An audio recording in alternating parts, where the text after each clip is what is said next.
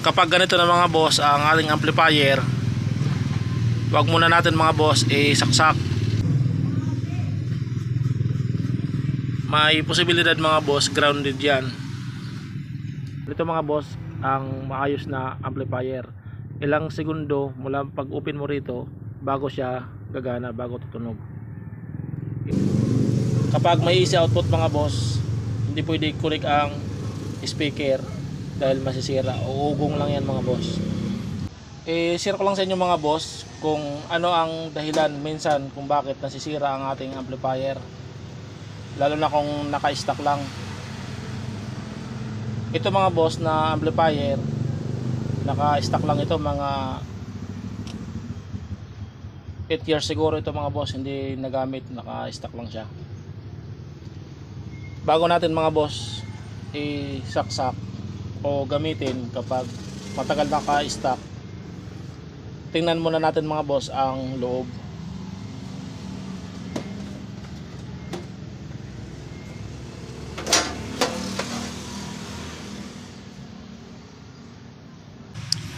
Ayan mga boss, kapag ganito na mga boss ang ating amplifier, wag muna natin mga boss saksak, wag muna gamitin. Ang gagawin natin dito mga boss, para sigurado tayo tapos hindi masira ang ating speaker, linisan muna natin mga boss kung ganito na ang itsura ng ating amplifier, dahil ito kasi naka-stock nga ng ilang taon. Ayan, kung mapapansin nyo mga boss, kasi kapag sinaksak na natin yan mga boss, ayan, tingnan nyo,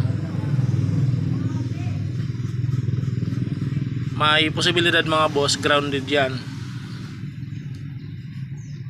Kung hindi pa siya ngayon sira tapos isinaksak natin dahil nga grounded, may posibilidad na masira.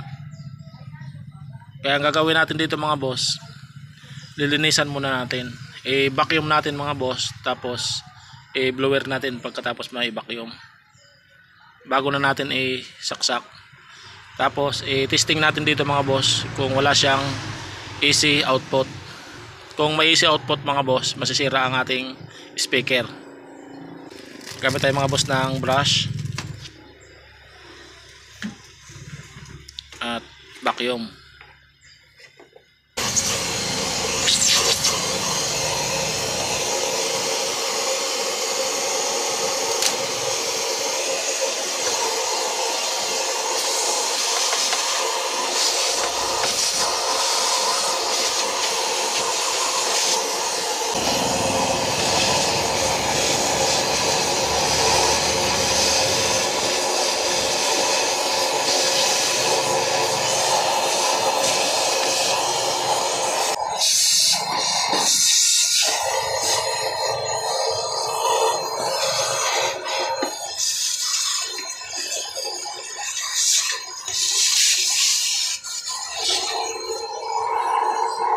Sa paggamit mga boss ng brush, iwasan lang natin putol lang mga paan itong diode o kaya itong resistor, yung hindi siya matamaan. Yan mga boss, tsaka itong transistor, iwasan lang natin mga putol. Dahan-dahan lang mga boss.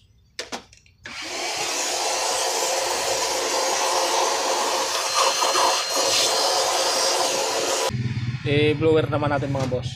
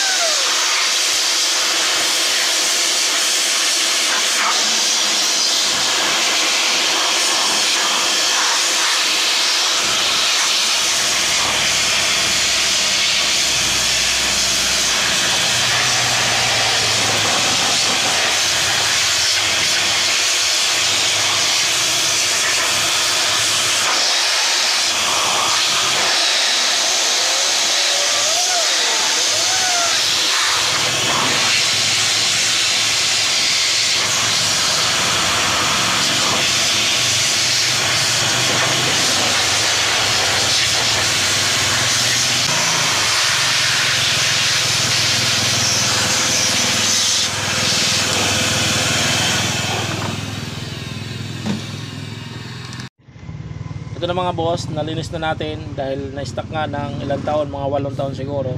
Tapos i-testing natin dito mga boss ang kanyang output kung wala siyang easy output. Kapag may easy output mga boss, hindi pwede connect ang speaker dahil masisira. Uugong lang yan mga boss. I-plug na natin mga boss.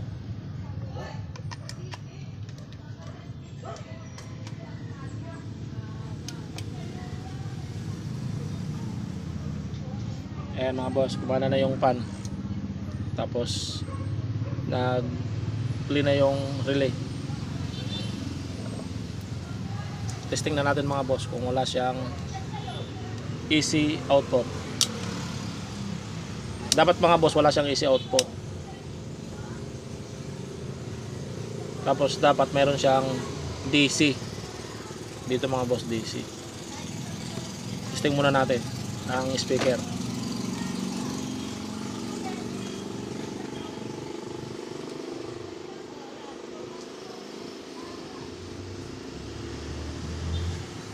Ayan mga boss, wala.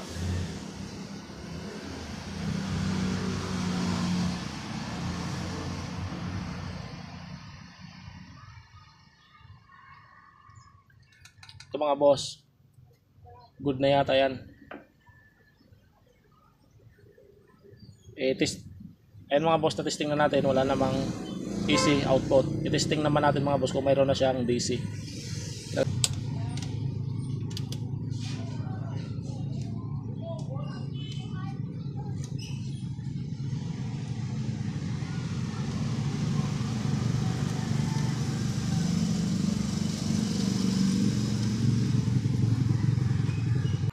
And mga boss, wala siyang easy output. Ibig sabihin, hindi uugong ang ating speaker.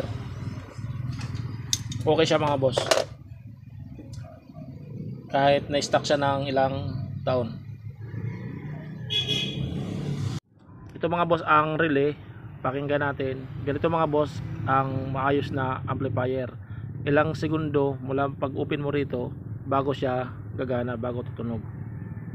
I-open na natin mga boss.